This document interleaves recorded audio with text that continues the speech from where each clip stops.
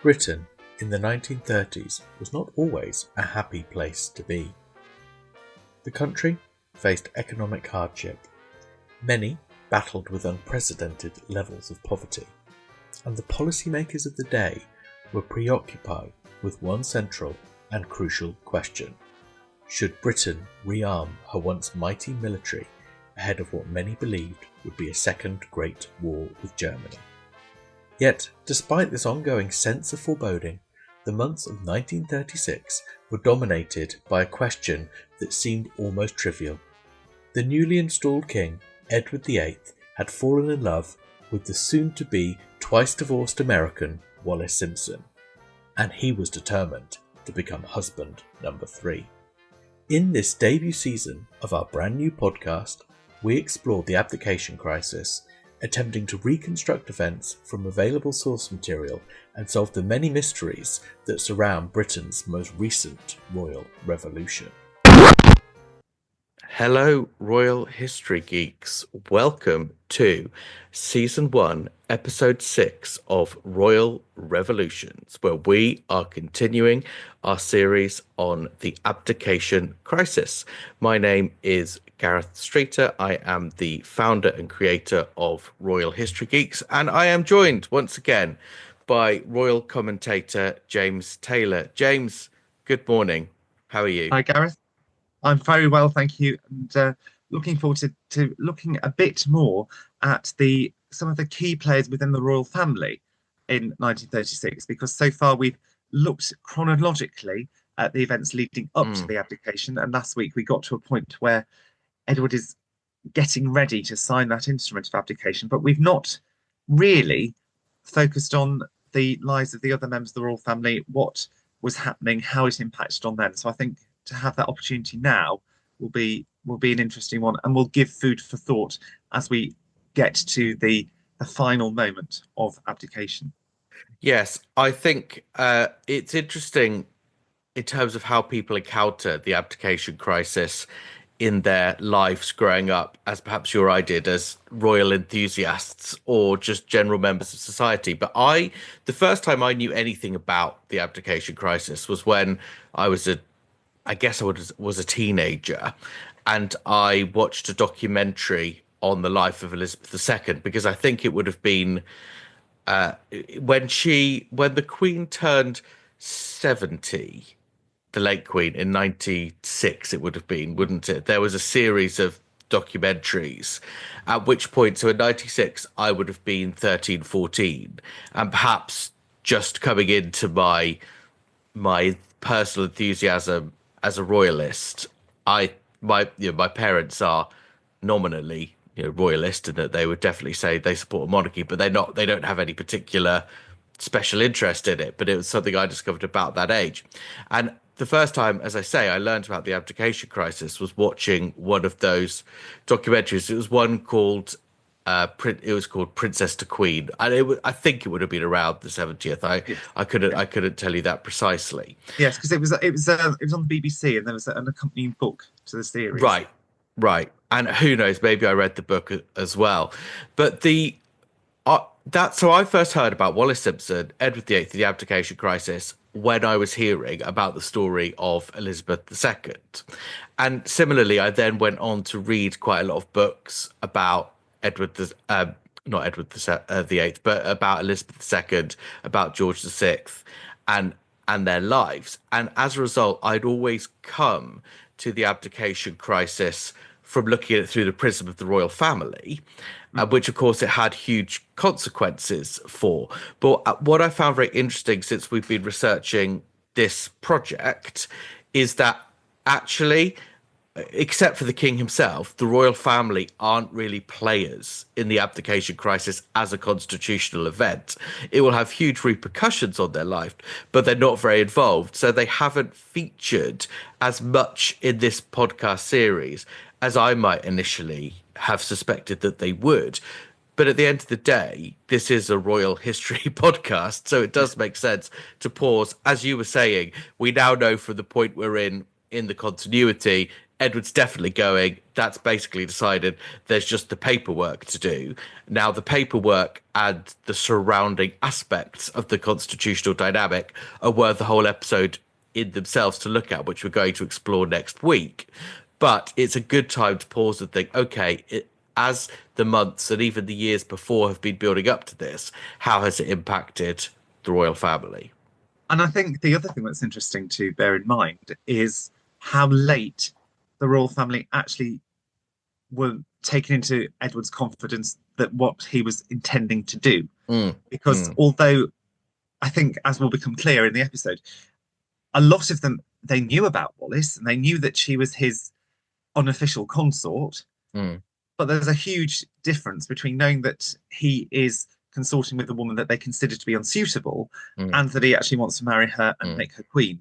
And so I think that it would be easy for us to assume that there was a huge antipathy and that they'd known for ages and that they'd done everything they could to try and prevent the relationship and prevent the marriage.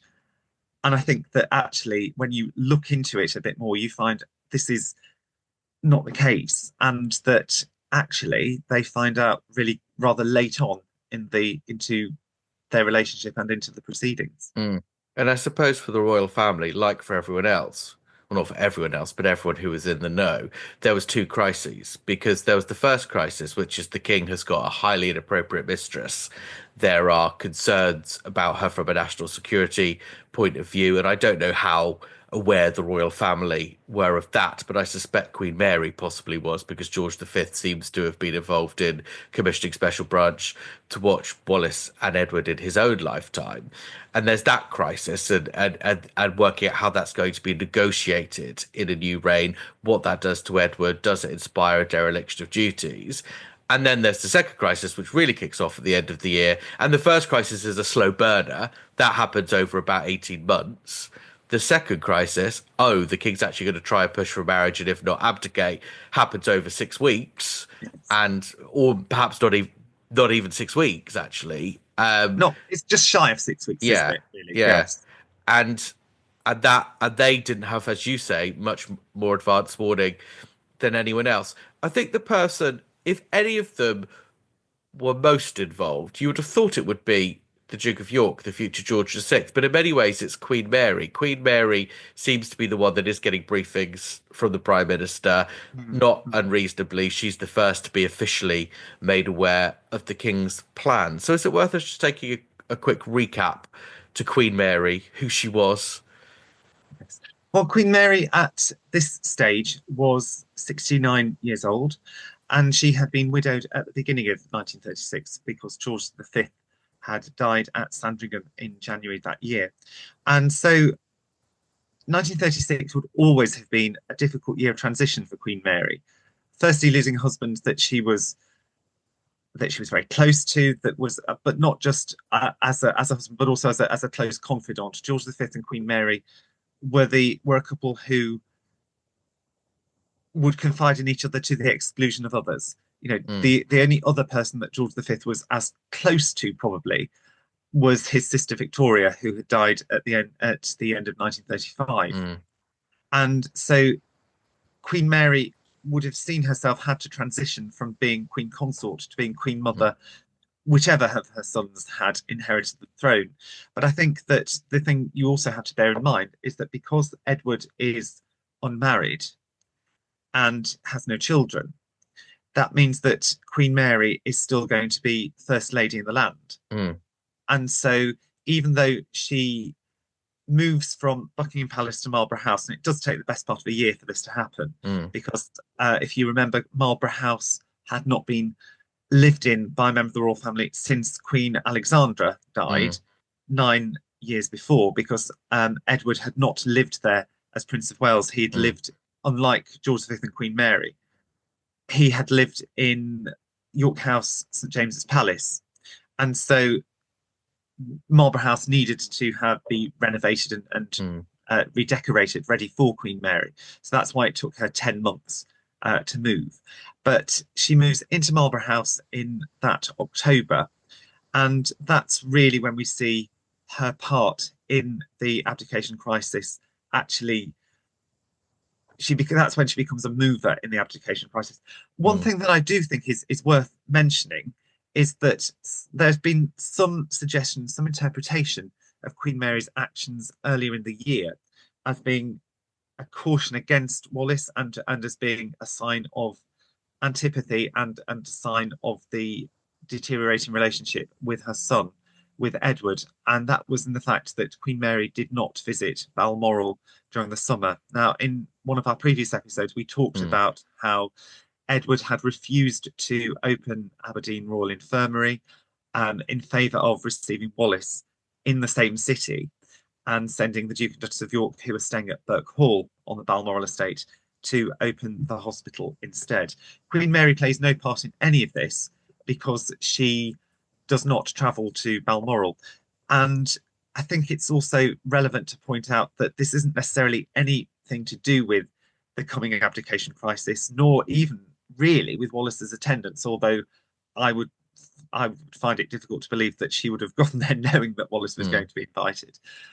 But it has to be remembered that Queen Mary never liked Balmoral much anyway. She was not particularly a country person. She was much more at home, either in certainly in London, in metropolitan settings, but even in the country, say it when she would stay in Sandringham, or when she would go to stay with her daughter, the Princess Royal in Yorkshire.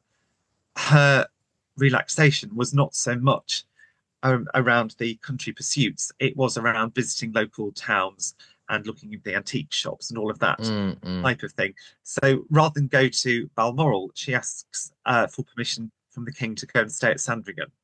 And so, but that I think is more the fact that she was able to loosen her stays a little bit, and she was able to do some of the things after her husband's death that she was more constrained because the court had moved to Balmoral every summer, so she had gone there whether she wanted to or not.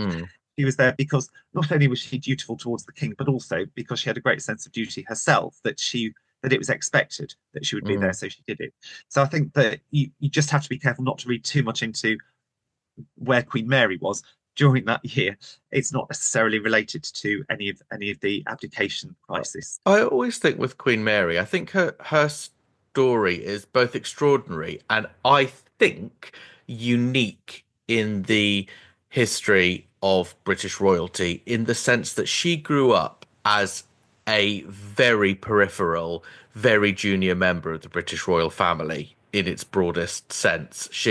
Her title as a Princess of Teck was foreign in origin and slightly made up in origin, but her mother was a British princess. She was a great granddaughter of George III, as Mary was a great granddaughter of George III, not her mother. Yes, and she was therefore on the edges of the royal family. Yes, because her mother, Princess Mary Adelaide, Duchess of Teck, was Queen Victoria's first cousin.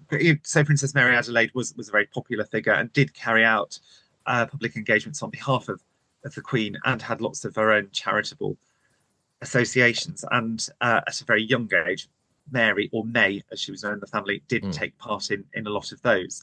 And I think as well, you're right, she's quite unique in the sense that although her title is German in origin, is because her father was descended from the kings of Württemberg, but because he was the product of a morganatic marriage. We talked a little bit about morganatic marriages earlier, as opposed where it came in for Edward and Wallis and what that might have meant for them.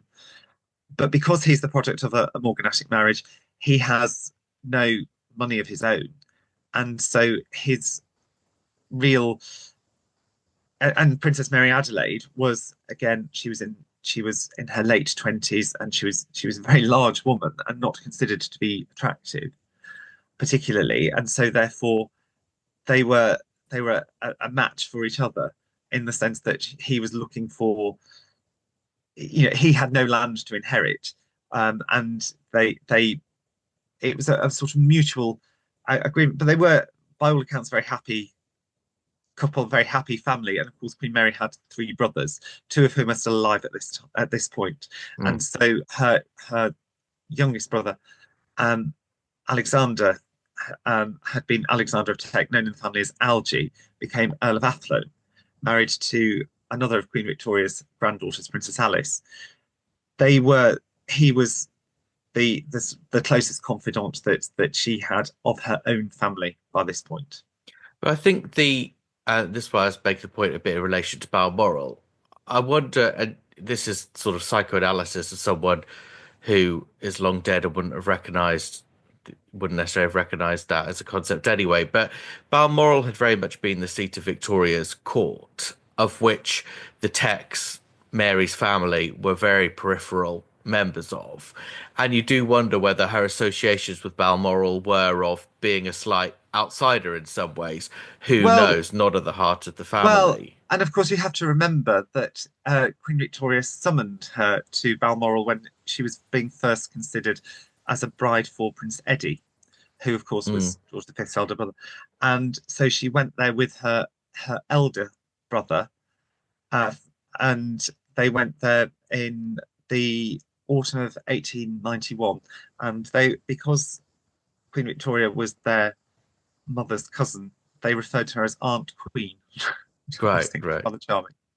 That Queen Mary would be constantly fathomed about how her son was unable to put duty before following his heart when it came to marriage. And I think Queen Mary's, and that's why it's worth a mention of Queen Mary's own marital history, because again, this is psychoanalysis and we don't know. But as far as we know, she was identified by Queen Victoria to marry the eldest son of the then Prince of Wales. So George V's older brother, who what was his actual first name? He was called Eddie, wasn't he? Yes, Albert Victor was his Albert first Victor, name, because of course he had to be named after Prince Albert and of course Queen Victoria, but he was known as Eddie in the family because Edward was another one of his names. None of his given names. So she's betrothed, and he was made Duke of Clarence, and Mary is betrothed to him. As far as we know, and we don't know, we don't know entirely, because I'd always read that it was at Victoria's instigation that this match was set up, but I've also seen contrasting things that actually the couple did fall in love. Victoria supported it, but actually the Waleses didn't support it. So I've read contrasting things about that. Yes, I think it's very difficult to say. And I think as well, just to give a little bit more flavour to that, you also have to remember that the Duchess of York, so Princess Mary Adelaide, was related to Queen Alexandra, Princess of Wales at that time, to her mother. So they were related on that side as well. So they did actually know each other. But at the end of the day, Queen Mary's history was that she'd been engaged to one brother. How much of that she wanted to be, we don't know. He died, and she was then betrothed to the second brother. Whether that was, again, was it their mutual grief and comfort of each other that caused love to blossom? Was it that it was the right dutiful thing to do and then love came? Or was it or somewhere in between, or something else altogether? We don't exactly know.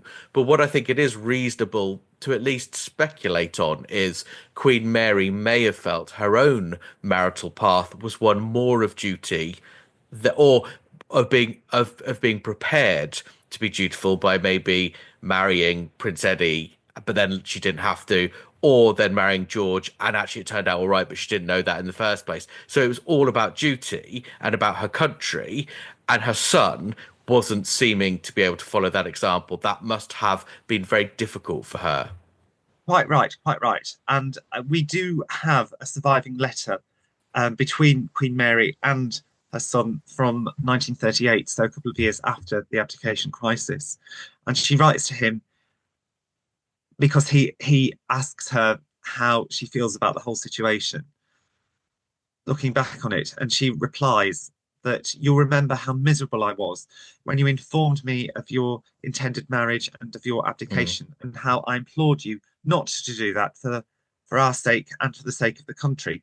You didn't seem able to take in any point of view but your own, and I do not think that you've ever realised the shock with which the attitude that you took caused your family and the whole nation.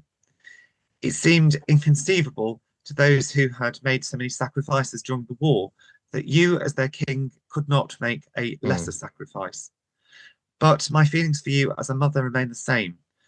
and our being parted and the cause of it grieve me beyond words. And after all my life I put my country before anything else. I simply cannot change now. Mm. So I think that it's, you know, it would have been a huge shock for her. Not necessarily that she wanted to marry Wallis. I think she would have known that that was possible. Mm. But I think that she probably would have thought that it wasn't going to happen because she would have expected her son to have the same sense of duty that his parents had had. But I think that it's also fair to say that it doesn't mean to say that she ever lost that sense of love and affection for her son, because she was also known to write to her later, when the Duchess of Gloucester had her children. She was reflecting on how, when Edward was first born, their first child, that the George V as Duke of York was never out of the nursery, and he was always wanting to go and scamp with that naughty little boy, and things like that. So I don't think she ever lost that sense of affection. Also, it has to be fair to say that she was never anything other than polite towards Wallis. She didn't receive her, but she always would ask fairly affectionately, "How is your wife?" and would refer to her. It wasn't ever a case of out of sight, cannot be mentioned.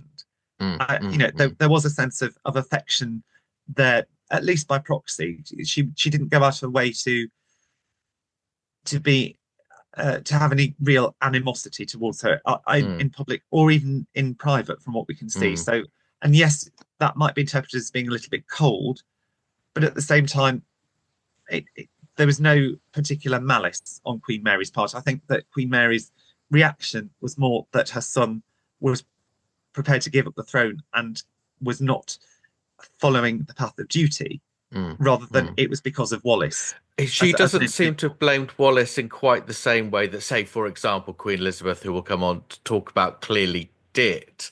And I don't know whether that's because perhaps she was less naive to her son's character flaws in some way. So she knew there may have been a bit of a, if it wasn't Wallis, it would have been someone else. It isn't that this wicked woman has seduced an otherwise dutiful son away from his true calling in life. I think she was aware that, as clearly George V had been aware, and I think it's inconceivable that they wouldn't have discussed this, that Edward was always going to be a rogue king that was going to be quite difficult to get to do the job properly. So in that sense, she may not have had that resentment toward Wallis as a person. Yes, I think that's entirely fair, because, you know, if you look, George V had said that the boy will ruin himself within 12 months, and that he hopes that nothing would become between Bertie and Lilibet and the throne. I don't know that Queen Mary actually shared that view, but I think that it is fair to speculate that she and George V would at least have discussed that.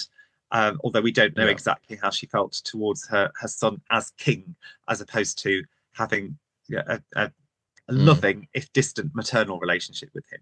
What I find interesting, and I'm very intrigued by what she says to David in her letter when she says, "You seemed incapable of seeing anybody else's point of view," because it's clear from the memoirs of the Duke of Windsor that he has slightly well, he's either outright lying, which I think I'd be generous to say I'm not sure that he is, but he's clearly deluded himself into thinking his mother was more supportive than she was. And I think he perhaps deliberately misconstrued her calmness for being a muted support.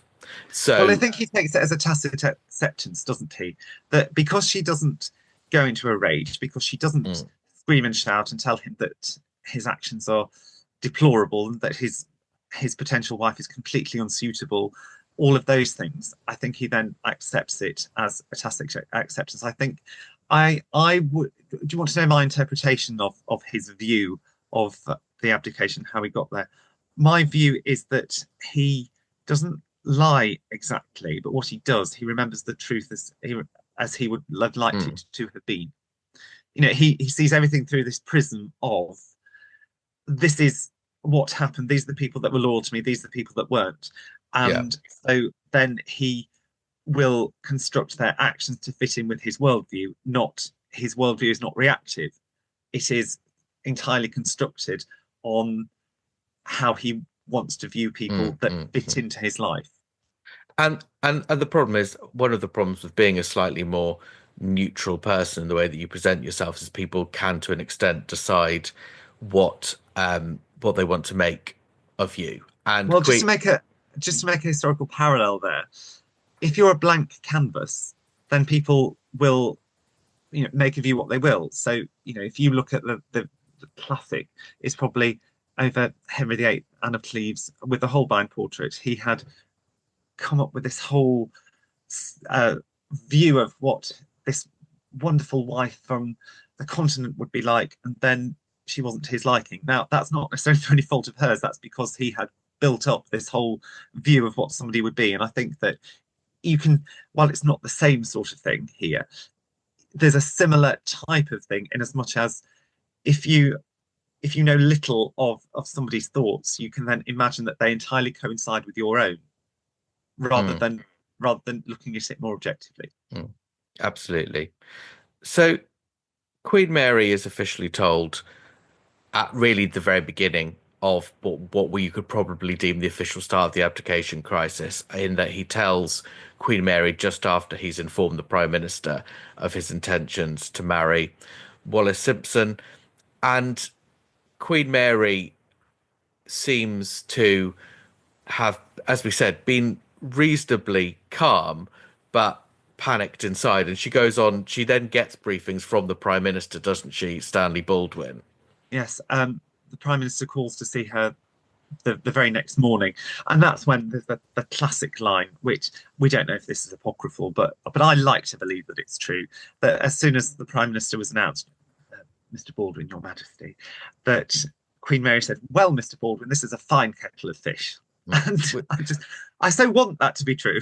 Well, it's quite classically English upper class, isn't it? In that it's just such an underreaction, but yet somehow, because of the way it's expressed, comes across like it's very clearly received as a statement of exasperation, but it's just so muted in its underreaction. Well, I suppose it's something that you might have said if your cook had dropped all the scones on the floor as she got them out of the oven. Yes, exactly. Rather something of a seismic nature that this is.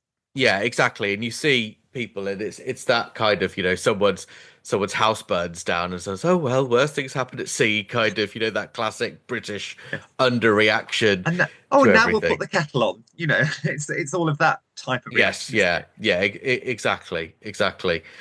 So bless her. That's this is a stressful period for Queen Mary, and arguably it draws her closer to her other children, the Duke of York being one. We should perhaps talk about the Duke and Duchess of York. We will know the York family as primarily George VI, Queen Elizabeth, and then Princess Margaret and Princess Elizabeth, or Princess Elizabeth being the elder child. And for people our sort of age, we will know primarily the main figures as being the future Queen Elizabeth II and Queen Elizabeth, the Queen Mother. But at this stage, of course, they were none of those things. They were the Duke and Duchess of York, hoping for as quiet a life as royalty can give you in the 1930s and beyond. And that's all changing now. It is. But I think we also have to remember that while Edward was unmarried and childless, that meant that the Duke of York was always going to be the heir presumptive. So it was not. And because Edward had had a succession of older, well, not older than him necessarily, but married mistresses, then that meant that the thought of him marrying and producing an heir seemed to be further and further away. He didn't see, as they're both in their early 40s by this point, and the fact that the king is unmarried and is only consorting with women that he's not likely to be able to marry and have children with, that means that there was always the thought that the Duke of York was the next in line. And I think the longer that goes, you have to remember that the thought of the throne was not completely inconceivable to them, but certainly that it was not expected that it would happen in the way it did or at such lightning speed. it wouldn't have been if we look at the members of the royal family of the York family at this stage. Certainly, the Duchess of York in 1923, when she married the Duke, it would have been unexpected that they would ever ascend the throne because the Prince of Wales was still in his was he in his 20s or possibly his 30s? When was he? He Born? would have been 29 in 29. 3. Which for a man of the upper class is still young enough that you'd think, yes, of course he'll find he's having a bit of a longer bachelorhood than might be desirable, but of course he'll settle down in the next couple of years, meet a young lady and have children, and all will be well. And as you go through the 1920s and into the 1930s, that's changing, but there'll always be the hope that, all right, yes, he's carrying on with these married women, but just one day out of nowhere, he could meet a 22-year-old debutante, fall madly in love, and that will be fine. You just had to get the debutantes in, didn't you, Gareth? I mean, Yes. well, nobody think of the poor debutantes. I'm an advocate for the debutantes. Problem is, I can't remember when, because we keep talking about, will somebody think of the debutantes? I can't remember now whether I cut that out of the first time we mentioned it or not. So we might just be saying this random phrase that no one's got any idea of what we're talking about, because I'm not sure it made the final cut. Well, let's just put it this way. Any conversation that we have now has to include, will nobody think of the debutantes? Will nobody, please, somebody think we of the did mention, but we did talk about the debutantes. Yes, we did.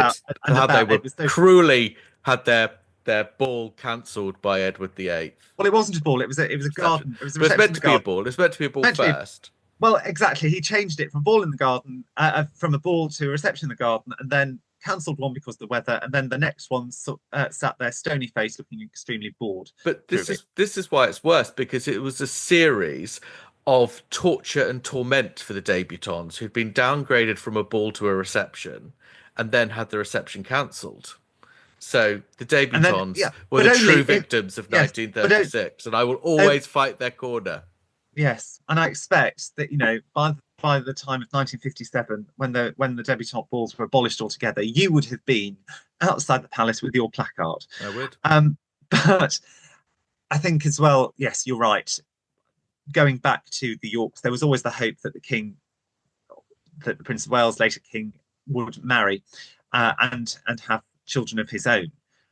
Partly through family affection, but also partly because the Yorks weren't grasping. They weren't looking to become king and queen. They accepted that it might happen to them, but I don't think there was ever any want or desire on their part to inherit the throne. And presumably, they must have realised that the real person whose life it would affect would have been Elizabeth's, because Edward and Bertie were so close in age. And yes, they're a year apart. They're a year apart, and Bertie's health, I don't know. Had his health ever been bad? I don't know, but it certainly would have been conceivable that he wasn't. His health was never robust. He'd had a duodenal ulcer back in the First World War, because although he was in the Royal Navy at the Battle of Jutland, he was invalided out of the Navy because of his ill health. And he'd always suffered with gastric problems, certainly from when he was a child. And it was said, we did discuss around them having a nanny who had neglected them, and that was said to have been that she fed him while he was in very uncomfortable positions, things like that, and so therefore he'd suffered with his stomach and with gastric problems all throughout his life. So yes, he did have a history of ill health, but I don't think there was any suggestion that that he was in any danger of his health at this point. But yes, you're right. It would be Princess Elizabeth who would be the ultimate heir. And this is where I think we see Queen Mary's influence. One, in the fact that Queen Mary was very keen to take both her granddaughters, but had a particular interest in Elizabeth seeing them, to places like art galleries and to talk to them about history. And so a year later, when it's their parents' coronation, Queen Mary organises for them to see a frieze of the coronation procession of George IV, so that they could understand better what was happening for their own coronation, which one could speculate that she may well have done that anyway, even if it had been their uncle rather than their parents being crowned, because of wanting to instill this sense of history into their daughters. And we also know through the Little Princesses, the book by the Princess's Governess, Marion Crawford, that Queen Mary was the one that took the real interest in their education, wanting to add more history into it, rather than just concentrating on the sort of social niceties. She wanted them to be able to speak French well because they knew that they're likely to visit Francophone countries and also, Francophone countries rather than Francophone countries, and also where they would be meeting ambassadors and things like that. So therefore, knowing French, knowing history were all things which were considered to be appropriate for somebody who is not inconceivably going to come to the throne one day. Thinking a bit about, so Bertie, the Duke of York, him and David, the Prince of Wales, later king, they had been reasonably close as younger men, hadn't they? They had. I don't think he was ever quite as close to him as he was to their younger brother George, but they were close, and they had been regular guests at the King or the Prince of Wales estate, Fort Belvedere on the Windsor estate, and they had pool parties and all of that sort of thing. They were certainly in the same social circle. I don't know how close you can say they were as brothers, but they were certainly in the same social circle. And the Duchess of York, later Queen Elizabeth, was on very friendly terms with his previous mistresses. Right. So the fact that she and Wallis clearly do not hit it off, I don't think is necessarily on the part of, yes, it may have been instigated by the Duchess of York, but I don't think that it's any real antipathy towards the king having a married mistress, because she had been on good terms with Frida Dudley Ward, for example. Yes, and probably has sense, rightly or wrongly, that Wallis was positioning for something that perhaps the other mistresses hadn't been. That may not have been the crown at this stage. It may just have been a more forceful role in Edward's life. Well, yes. I mean, we discussed briefly, didn't we, about how much of an Anne Boleyn figure Wallis was. I think it's probably fair to say that she wasn't looking to inherit the crown, and certainly Diana Moseley makes this clear in her biography of Wallis, that she doesn't think that she wanted the marriage or she wanted to be queen or anything of that kind. But it does have to be said that Wallis was somebody, she was very quick to try and ingratiate herself with him and with his circle, and that even when she and Ernest Simpson were still married, there were a lot of advantages to them from being in that circle. So you can see why people would perceive Wallis as being grasping. And even if it is overreaching the argument to say that she was pushing to become queen, she was certainly in that relationship for what she could get out of the early years. In the very early days of Wallis and Edward's relationship, special branch were put on to monitor Wallis and Ernest Simpson because they believed they were going to try and blackmail the royal family. And that's what they were in it for. It was all about money, and they would go to quite unscrupulous means to obtain it. Now, how true that was, we'll not ever know. And whether the Duchess of York would have known that, we don't know.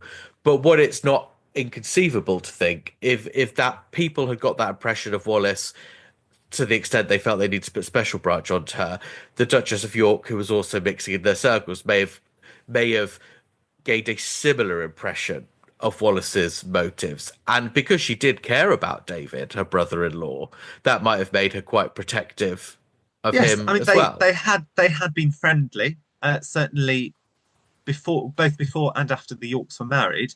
They were all in the same social circle, and you have to remember as well that she had been a bridesmaid the year before her own marriage to Princess Mary in 1922. So she was and her parents were admittedly not very close neighbours, but neighbours in Scotland to the royal family. So they close by aristocratic standards. Close by aristocratic standards, and also they'd gone to a lot of the same sort of birthday parties for children in the aristocracy. So they'd grown up knowing each other, and they were, from what we understand, fairly close, fairly friendly.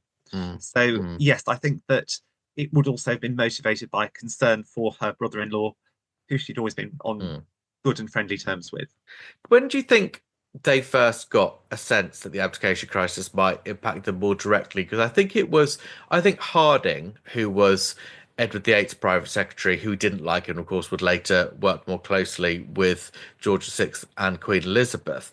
He, I think, lets the Duke of York know late October, around the time that Wallis is filing to divorce, that the king could end up abdicating, i.e., you could be king. And I wonder in what sense, whether they had any sense earlier in the year that that might be on the cards. Well, I think it's difficult to be able to judge. I think that we talked in a previous episode about the king receiving Wallis at Balmoral and the Yorks filling in. So they knew that there was something going on. And indeed, the Duchess of York wrote to Queen Mary about that Balmoral visit. The letter starts off quite mundane because it's talking about the Duchess of York retrieving some of Queen Mary's personal belongings at Balmoral and sending them on to Marlborough House.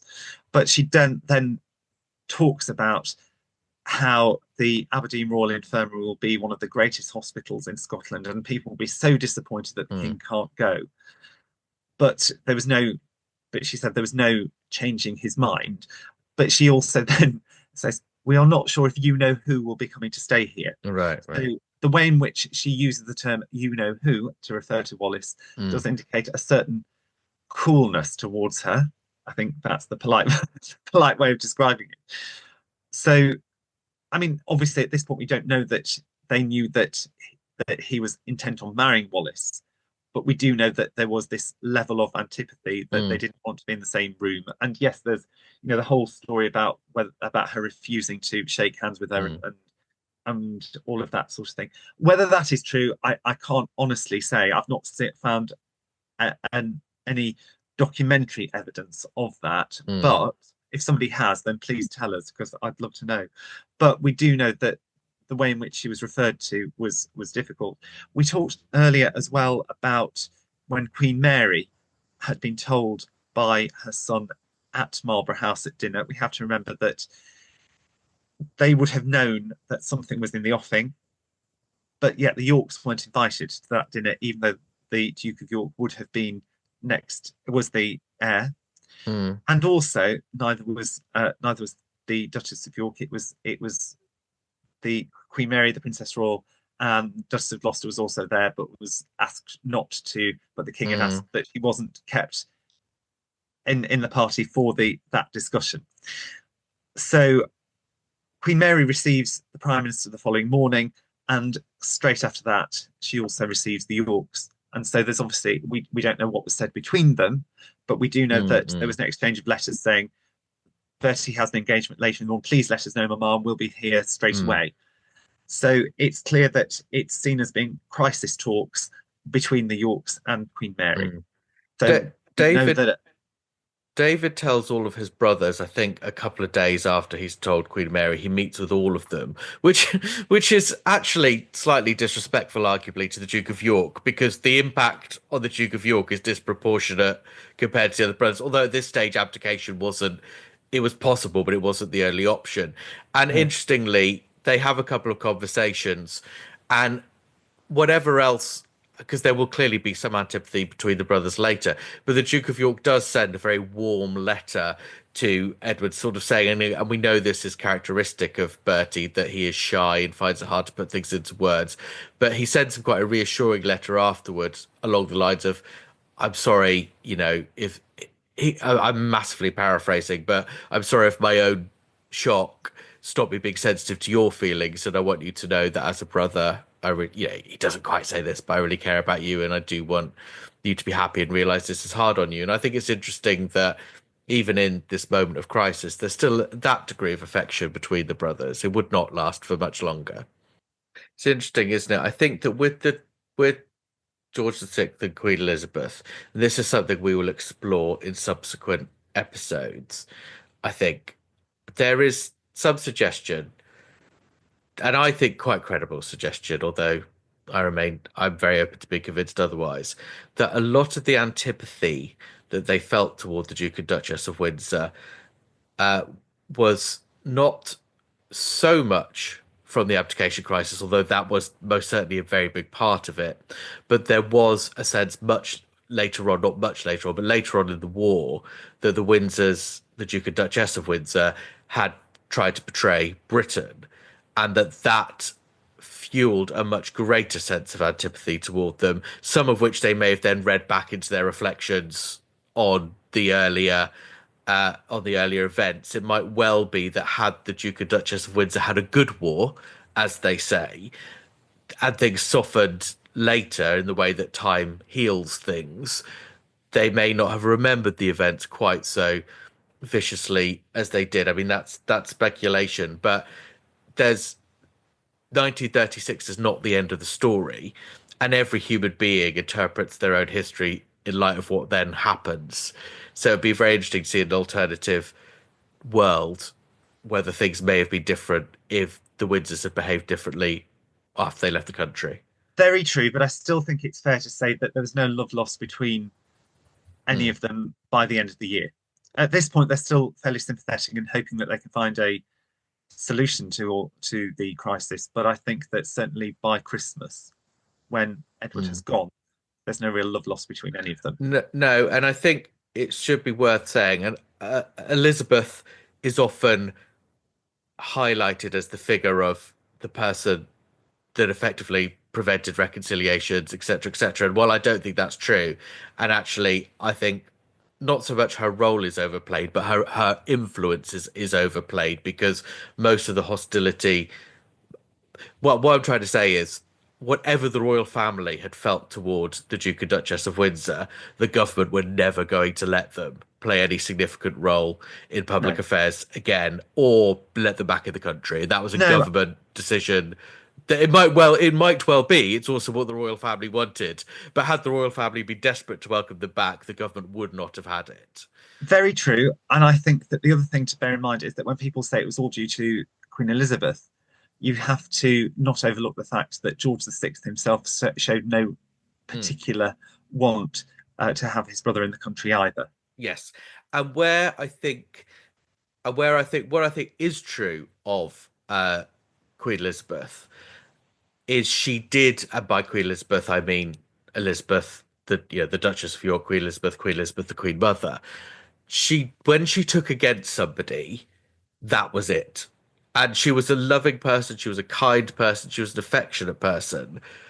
But if you got on her wrong side, you were out there, and she could take against people. Her relationship with the Duchess of Kent, Princess Marina, was not good either. Ironically, I think it got better as a result of Elizabeth seeing how much worse it could be in terms of a sister-in-law with Wallis Simpson. Well, and not only that, again, I think that although Marina was said to have referred to both her and Alice, the Duchess of Gloucester, as those common little Scotch girls. Well, common, I don't think is entirely fair, given that they were the daughter of an earl and then the daughter of a duke. They weren't blue-blooded themselves. But interestingly, after the Duke of Kent's death, I think relations with Marina did thaw up a bit. Thinking about wider members of the royal family, perhaps the most significant relationally to both David and Bertie is Princess Mary, the Princess Royal, because the three of them are very much they're very much peers within the family, aren't they? They're all born in reasonably quick succession. Yes, all born within 3 years of each other. Yes. So you had David born in 1894, Bertie in 1895, and Mary in 1897. She's born in early 1897, so that her mother is still able to appear at the Jubilee celebrations in 1897. So yes, she is the one that is able to remain on good terms with all of them, which I think is no mean feat with what was happening. And arguably quite a sister dynamic in a family of brothers. Yes, very much so. And earlier this week, I spoke to Princess Mary's biographer, Elizabeth Basford, and she gave a real flavour of the relationship between Mary and her brothers, that they were very much of an age, and that she was very much considered she could be slightly, matronly, telling her brothers off and things like that, but they did have a very warm, very close and very affectionate relationship. And sadly, I wasn't able to record with Elizabeth because sadly she's not been too well this week, but she did send us some information, some of her thoughts and reflections on Mary and her relationship with her brothers growing up. And so she can explain a little bit more about that now. Does that mean we're going back in time? We will go back into. Does that mean we can go into the time machine? We can. Oh.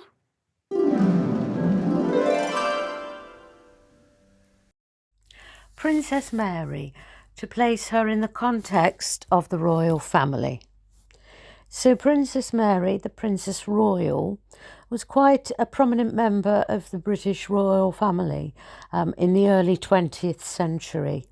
She was the only daughter of King George V and Queen Mary. She was also the sister of King Edward VIII and King George VI, the aunt of Queen Elizabeth II, and the great aunt of our current monarch, King Charles III. Princess Mary in 1932 was granted the title of the Princess Royal by her father, King George V. In my biography that I wrote of her, Princess Mary, the First Modern Princess, I relate her extraordinary story and legacy.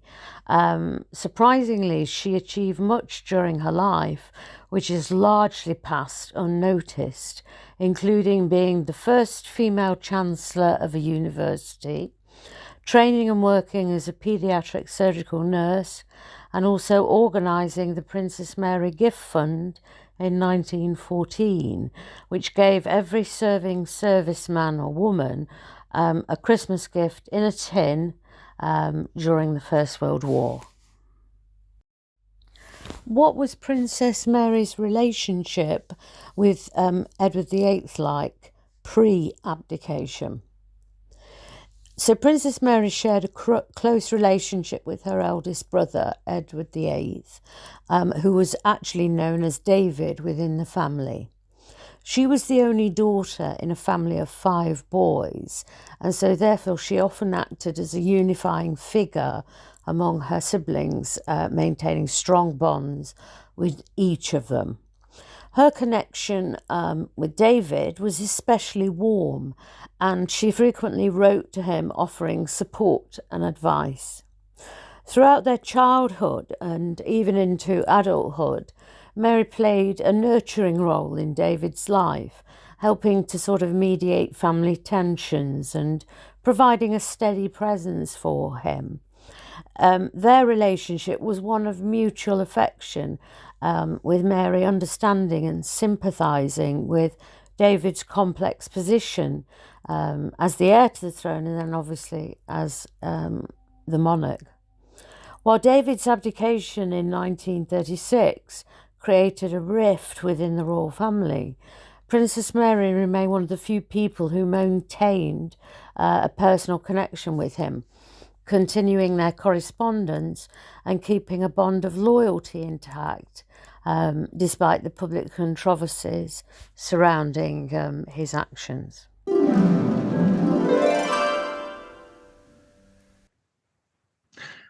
And we're back in the room. And so I think significantly as well, we can see that Mary, Mary the Princess Royal, that is, although she does take very much a similar stance as her mother, as Queen Mary, we also know that she was still quite openly affectionate towards her brother. And we saw there is a letter which she wrote to him at the time. And she does say about how much she'd been thinking of him over those last few weeks, and that after this is written shortly after the abdication, now that he's away from them, about how much she misses them and how much about how difficult it was to understand his feelings and of their own relations, but she's hoping that he's not lonely and that she does all that she wants is his happiness, and she actually sends his best wishes with a new prayer book for him because the Duke of Kent had mentioned to him that he wanted one. And so, we do see that there's that close sisterly relationship and sisterly affection between them. And again, that's something that Elizabeth had spoken about. And yeah, so back to the present day. So I think that we can see from that as well that not only is that sense of love and affection, there is the sense that Mary is the glue that's holding the siblings together, because she is the one which is who is still on good terms with all of them, because she's still, after the abdication, she remains on good terms with Queen Elizabeth as well. Has to be remembered that she'd been Queen Elizabeth's bridesmaid and that they'd stayed close throughout their lives. She was very close to her mother and was also close to her other brothers, to the Duke of Gloucester, the Duke of Kent. And so she was the one that they would all speak to, and she was often a conduit when one of them wouldn't want to speak to another, that she was the one that would often be involved in that.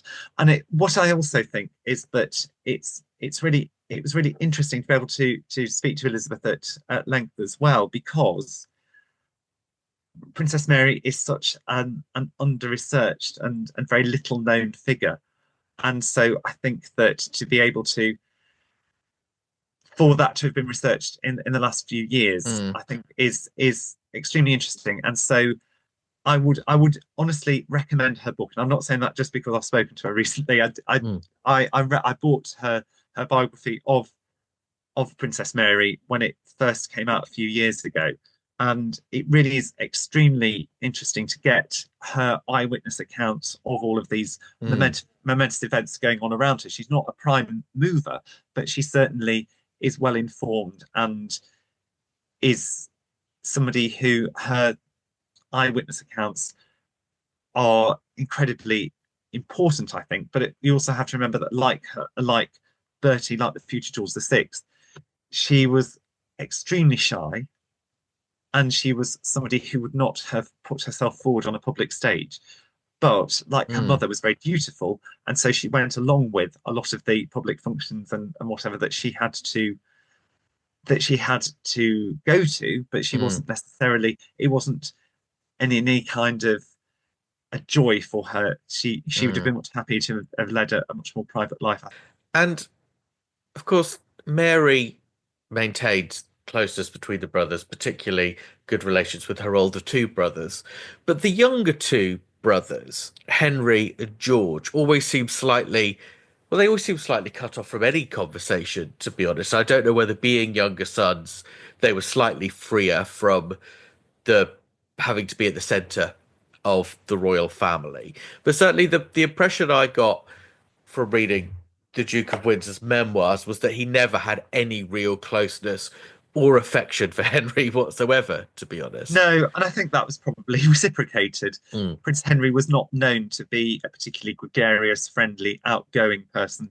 Certainly wasn't interested, like his brothers, certainly the Duke of Kent, in society life and entertaining and theatres and balls and all. Although he was a bit of a drunkard, wasn't he? The Duke of Gloucester.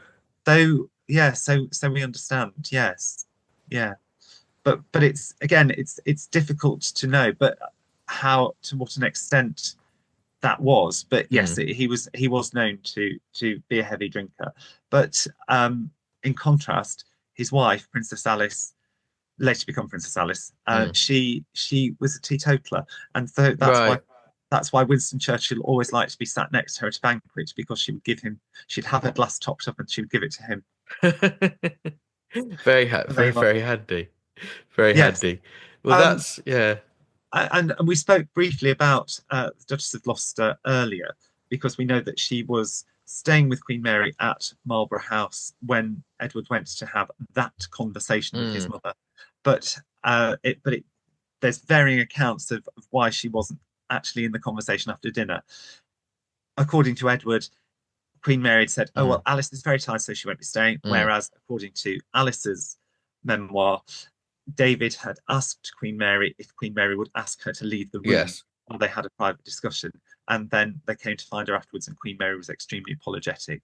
And Queen Mary, and she also describes how Queen Mary was visibly very upset at what had been said, but that she didn't go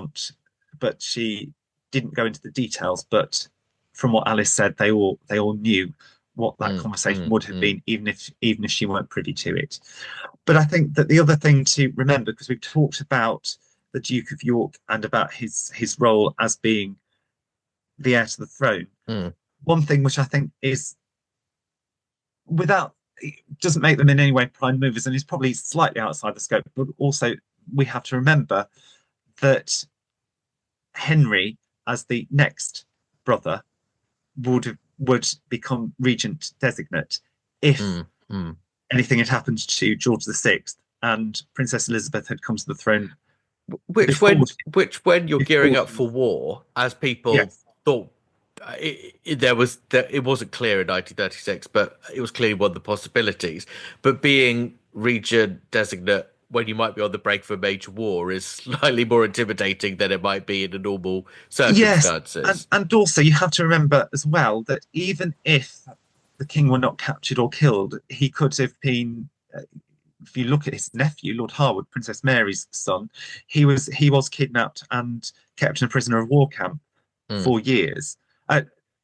Was at Colditz, and so therefore there would also be the threat that the king could have been captured, even if he didn't die within the war. And so again, having Henry as a potential regent meant that the abdication was not an insignificant upheaval in the Gloucester's life. So until this point, Henry had been serving in the army, and they were living in the royal pavilion at Aldershot. And so the abdication means that he has to leave the army. And I mean, he carries on with his honorary colonelcies, but he can no longer be a serving officer.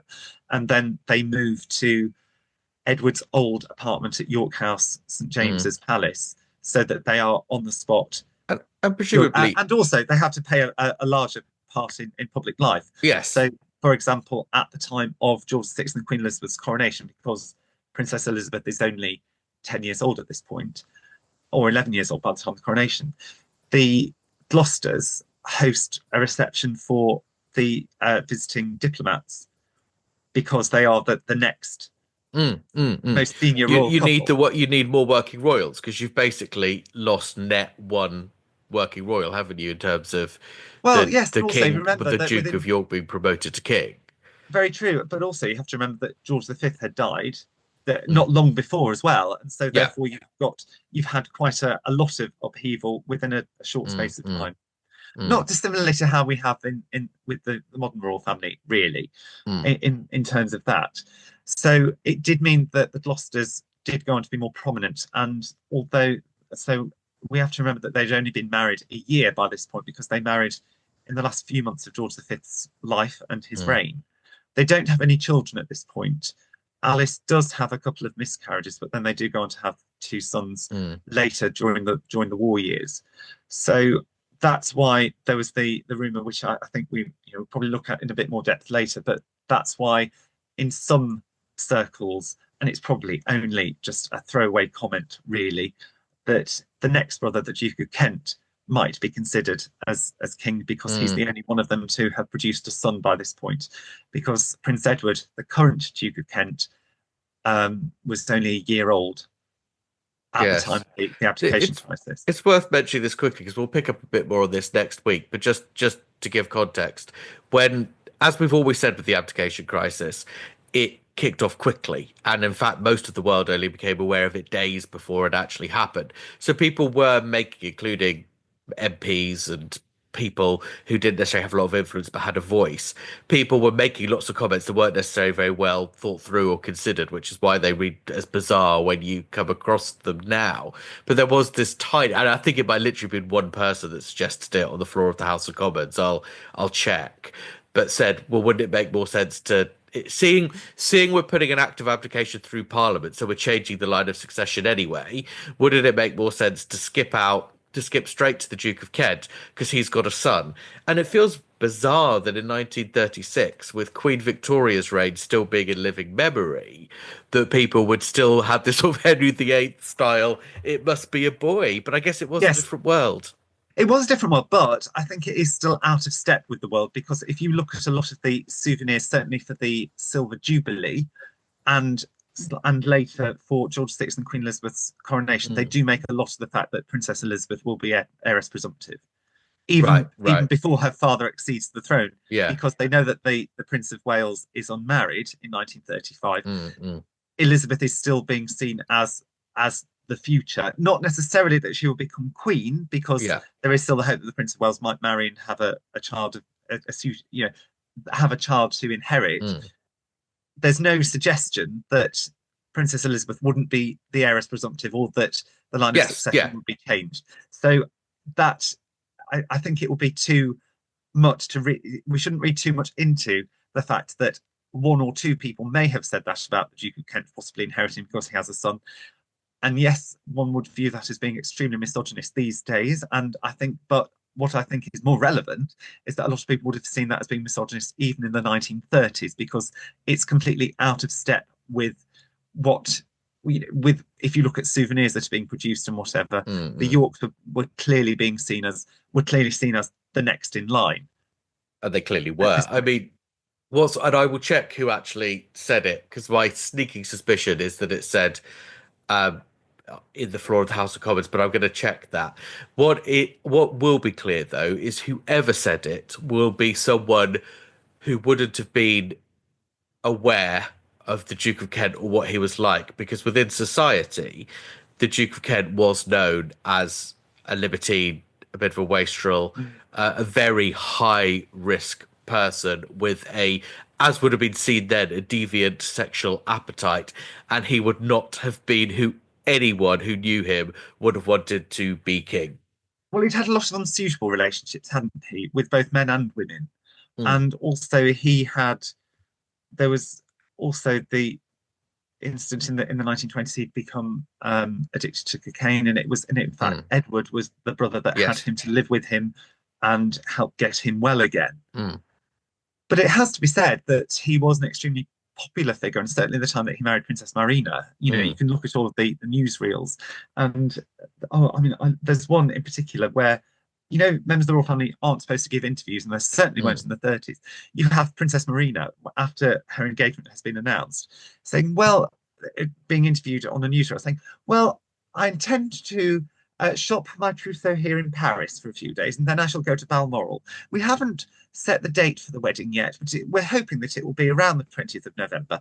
And I'll stay in Balmoral a few days, and then, stay in London a few days, then go up to Balmoral, and that's where the arrangements will be made. And then she's talking about, that she expects that the bride's, that her wedding dress will be made by Molyneux in Paris, because that's the centre of fashion. But with it being an English firm, then that's acceptable. And, it seems quite, might be indiscreet, but it's certainly very charming. And so they were seen as quite a golden couple. And Marina was seen as being extremely glamorous, not only glamorous in appearance, but also with being of a Greek exile princess brought up in Paris. She was being seen as extremely cosmopolitan. Also has to be noted that Marina plays very little part in any of the events of this year, because she's expecting a baby. Yes, and she does. Also, she has socialized with Wallis, because Kents were closer to the king. Yes, they were. They remained in the same social circle. So while the Yorks had been in that social circle and stepped away from it, the Kents had remained in that social circle. But of course, by the time that the crisis comes to a head, Marina is due to give birth imminently, and indeed does, because Princess Alexandra is born on Christmas Day 1936. And so she plays no immediate role within the abdication crisis, even as an eyewitness, doesn't play any real role there. Her husband plays little role, but she plays even less of one. I think it's worth saying, the Duke of Kent does seem to be closer to the king, even at this stage. The king, I'm pretty sure the Duke of Kent would have been in the king's confidence earlier than the other brothers. And there's talk about the Duke of Kent arriving at the fort because he's so worried about the king, wanted to check he was okay. Possibly, as for so many of Edward's friends, possibly he would have really wanted Edward to have given Wallis up and have kept Edward as king, not because he had anything against Wallis, but because that would have made sense. But we don't quite know. But what is interesting is, despite the fact he has that closeness, nobody seems to be interested in using the Duke of Kent as any kind of liaison, or none of the government, nor Queen Mary, nor the York seem to want to use the Duke of Kent to kind of broker any kind of understanding with the king or anything like that. And I don't think No, anyone really cared what he thought. no, and even and that's something that I'm not entirely sure about. I think that while it's more likely that he would have taken the Duke of Kent into his confidence, and yes, you're right, there were stories of him visiting Fort Belvedere so that because he was so worried about the king. I'm not certain that he actually, or certainly have not seen any evidence that he actually confided in him that he wanted to marry Wallis and about wanted to keep the throne and have her as queen. I'm not certain what the level of detail that Edward went into with his brother earlier than he did with any other members of the family. I'm just not sure that. But by I've the seen official anything there. record, the only account we have of the timeline for this, I believe, is the Duke of Windsor's memoirs. And in that account, he tells all his brothers at the same time. So Yes. that's if you like, that's the official account. I think from context, it is quite likely that the Duke of Kent does know earlier, purely because he's their friend, they're couple friends. Like they hang out as the four of them. The Duke of Kent is at Fort Belvedere, and again, he seems to let himself in and out. He Yeah. seems to, it's a regular place for him to go and see his brother. So I just think the likelihood of him knowing earlier is high, but we don't know, of course, No, by the time. I agree. I think it is. I think it is far more likely that if he were going to confide in any of his family, it would be the Duke of Kent because they'd had a much closer brotherly relationship than the others. But it's the extent to how truthful he was with him. I'm not entirely sure. I think one final point it is relevant to make is that although they did meet afterwards, there was no. And I know it's complicated because the Duke of Kent died during the war, so we don't have the post-war period. But uh, the Duke of Kent and Princess Marina were entirely loyal to George VI and Queen Elizabeth, even if Marina and Queen Elizabeth didn't exactly hit it off. They were loyal to their regime, and they were not seen as being, outside the royal circle, and they weren't seen as being close supporters of Edward and Wallis after the abdication. They certainly didn't attempt to break the family line of attending their wedding, for example. So I think that that doesn't mean to say he didn't take his brother into his confidence, because he may well have done, but I think that they knew which side their bread was buttered. And it might be that the Duke and Duchess of Windsor, again, this is speculation now, but it could be that they felt the Kents could have done more to help them during that period, or showed a bit more support. But I think the other thing to remember is that I don't like the term favourite child, but you often hear it said that the Duke of Kent was Queen Mary's favourite because they had a lot in common. They certainly were both quite artistic, both liked going to the theatre, both liked music, both liked antiques, both interested in interior design, all of those things. He was very close to his mother. And so mothers tend to be protective of their youngest. Of course, he wasn't their youngest, was he? Because of Prince John. But John. He was her youngest surviving son. Yeah, functionally, he was the youngest. And mothers tend to be protective over their younger children. Yes. And so I think that when we examine that, yes, the brothers were extremely close, but he was extremely close to his mother. And Marina remained very close to Queen Mary. And so I think that it would have been going against Queen Mary's wishes for them to have maintained a much closer relationship than they did post the abdication. Which is just shows you this whole conversation we've been having today, as well as the abdication crisis being complicated from a constitutional point of view. It's also families are complicated. Yes, and all those dynamics at play. Yes, sometimes I'm relieved I don't have any family anymore. When the abdication crisis happened, we're basically in 1937 by the time the abdication crisis happens. Within 2 years, we're in a world war. And in that war, conversation for another time, there's at least the perception, if not the reality, that the Duke and Duchess of Windsor acted against Britain's best interests in that war, including there being a belief that the Germans understood where in Buckingham Palace you should bomb because the Duke of Windsor had naively explained the layout to a Nazi informant. Mm. So any natural thawing of family relationships after the abdication crisis that may have happened, and I'm not saying they would because we just don't know, was going to be heavily interrupted by the events that happened or were perceived to happen in World War II. And the family dynamic was probably forever changed by that as much as the abdication crisis. And of course, the other thing that you have to remember is that within only a few years of the war ending, you also have the deaths of first George VI and of Queen Mary. And so that changed the family dynamic again. But that's a really important point, because there's never, in terms of the relationship between any of the siblings or the family, there was never time for the dust to settle, was there? Because as you get older, 10 years is not a long time. And within 15, 16 years of the abdication crisis, with a big war in the middle that would have got in the way of anything else, George VI has died. Now, had both the King and Windsor lived to be men in their 70s, when the world had changed, culture, attitudes had changed, and memories had dwindled, would the relationships have become easier? You wouldn't have had a situation where Queen Elizabeth was blaming perhaps the Duke and Duchess of Windsor for the death of her husband, as she seemed to do because of the stress of him having to become king. And then maybe there could have been a thawing that was warmer. We'll never know. No. But I think that we will have the opportunity, because when we look at the post-abdication life of the Windsors, we'll see how at different points the royal family were involved in meetings with them, and sometimes on government advice, to see how much of a public appetite there was for the Windsors to be in society and to come back to the United Kingdom. And it's fair to say that every time that happened, there was no positive public perception. Yes.